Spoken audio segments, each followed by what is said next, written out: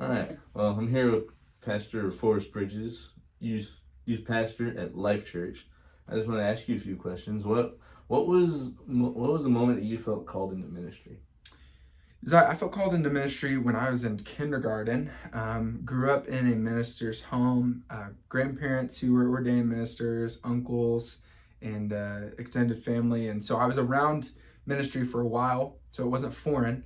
Mm-hmm. But when I was in kindergarten, um, I was operating in the way a lot of ministers do. They have just a tenderness to the Holy Spirit.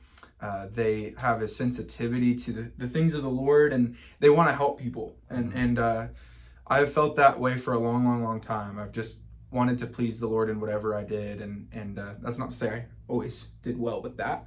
I missed the mark many times, more than I'd like to admit. But I probably in kindergarten definitively said I wanted to be a minister.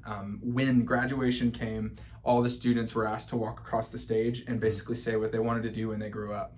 And so I actually got up in the microphone after the end of graduation. I said, when I grew up, I want to be a preacher. And so I ran from that quite a bit in high school, even into my first few years in college.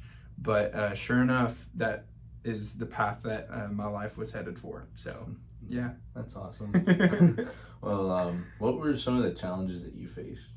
I guess just either going into it or just in it in general. Yeah, people tell you a lot of things that, they try to prepare you and they say, hey, get ready for the people problems and, all of the drama that you're going to deal with as a pastor because you hear about every situation in the church and you hear about all of the, the juicy stuff that like is crazy.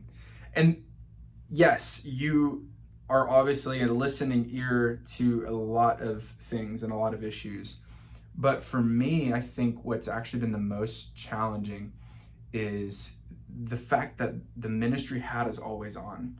If you work a 9 to 5, you go home at 5 o'clock and you're not getting texted about, some family tragedy that took place in your student's family, right?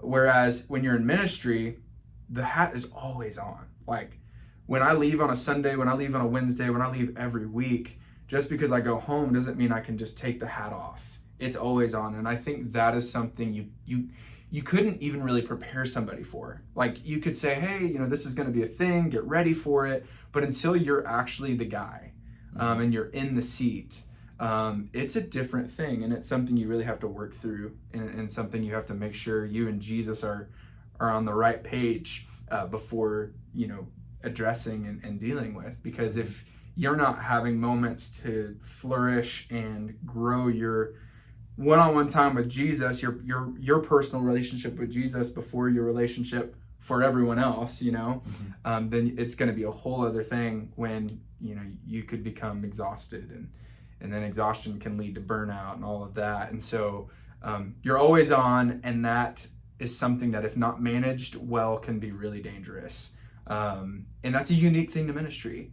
In other jobs, you don't have that problem. You can just go turn it off. I'm gonna go home, hang out with my family, and watch some TV, and it's over. You could always get a call. I could always get a call. Hey, this student's in the hospital, or this family member's in the hospital, or whatever, and you got to be ready for it.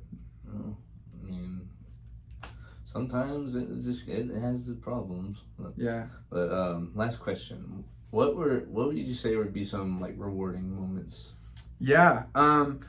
So there are rewarding moments, even though I have just talked about some negative moments.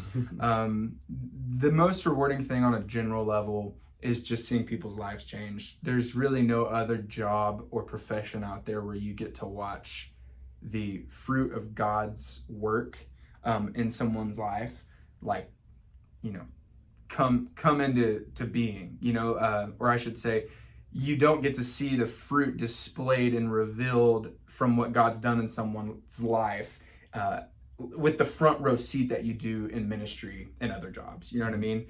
And so seeing that life change happen, it took me a while to get that through my school there. But once you get to see that, that really is the most exciting thing. And that is a slow thing. It doesn't just happen. It takes time to watch. Sometimes it takes years. There's like, for me, there might be a student that I'm just like, oh my goodness, like they need some help, you know?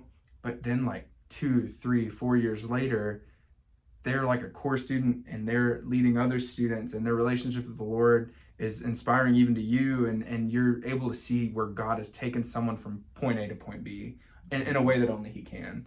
One other thing that's really rewarding is just the relationships that you make with others. I had a mentor say to me one time, it doesn't matter where you serve as a pastor, people aren't leased to you just because of that job. There is a kind of a fallacy in church culture to where, okay, if I work at First Baptist Church down the road, that there's an alarm going off. There's an alarm going off, but we're going to keep going because it's not a fire alarm. But there's this fallacy that, oh, well, if I am working at First Baptist, those people are only going to be in my life until I'm done there and I go work at my next church or whatever. And I don't believe that. I've actually found now, working in my second pastoral role, that those people stay in your life if you want it to be that way. And some people want it to be that way, some people don't. For me, I believe that everyone that I meet is an eternal being if they're accepting Jesus, right. Which means if I made a relationship, if I made a connection, that is someone I'm going to be close to for life. And so getting to impact people like that and just have those types of people that you can always, you can always draw from. You can always hear back, hey, man, that student was in 6th grade, but now they're married and have kids. You know, that is a really cool thing about ministry. My parents were youth pastors, and I can't tell you the number of times I've met people that, you know, were in their youth ministry and were impacted by them. It's crazy to think about now. And for me, even right now, there's a college student at SAGU who's serving as an intern with us, who was one of my students when I was a youth pastor in Colorado. And it's those types of things that really are rewarding, because you think what might be the finish line is actually just the start of another race, and you get to start a new chapter with someone that you got to see God impact, and even you were able to impact by his grace. And that's humbling. That's really cool. Yeah. So, well, those are all great answers, man. I'll be honest with you. Sorry the alarm went off. Oh, you're good. Honestly, just thank you for giving me the time. That's great. Yeah. Deuces. Signing off. Signing off. Like, subscribe, share. Oh my gosh.